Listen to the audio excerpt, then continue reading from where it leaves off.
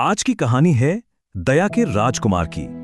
ये बताएगी कि सच्ची ताकत आखिर है किसमें। एक सवाल है, क्या नफरत के सामने दया टिक सकती है? चलिए इस कहानी में जवाब ढूंढते हैं। तो कहानी शुरू होती है एक छोटे गरीब से गांव में एक तूफानी रात से।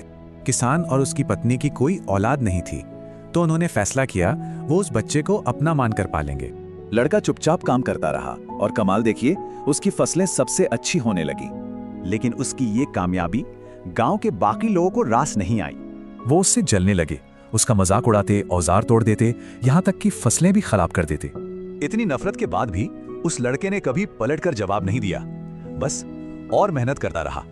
एक शाम उसका दिल बहुत भारी था। वो बस यही सोच रहा था कि आखिर नेकी का बदला दर्द क्यों मिलता है। और फिर गांव पर एक बड़ी मुसीबत आई, एक भयानक बाढ़। बाढ़ ने सब कुछ तबाह कर दिया। अब सिर्फ उस लड़के के पास ही थोड़ा अनाज बचा था। वो रात के अंधेरे में चुपके से खाना बनाता और गांव वालों के दरवाजों पर रखाता था। लेकिन एक बूढ़े आदमी ने यह सब देख लिया था। उन्होंने पूरी भीड़ के सामने सच्चाई बता दी। और कहानी में मोड़ तब आया जब उसी रात गांव में कुछ बिन बुलाए मेहमान पहुंचे।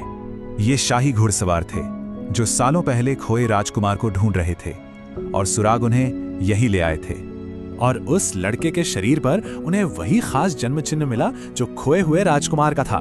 सच्चाई सामने थी, वही लड़का राज्य का वारिस था। अब गांव वाले डर गए, उन्हें अपना बुरा बर्ताव याद आ गया। राजा को जब पता चला तो वो गुस्से से भर गए। उन्होंने सैनिकों को हुक्म दिया कि गांव वालों को सजा दी जाए। लेकिन राजकुमार ने अपने पिता से कहा, जब वो मुझे दुख देते थे मैंने तब माफ कर दिया, तो अब सजा कैसे दूं?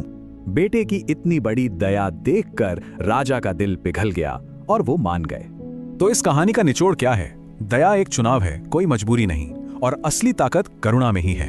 तो जब नफरत का तूफान गुजर जाता है तो पीछे क्या रह जाता है? सिर्फ दया से निकली रोशनी, उम्मीद और प्यार।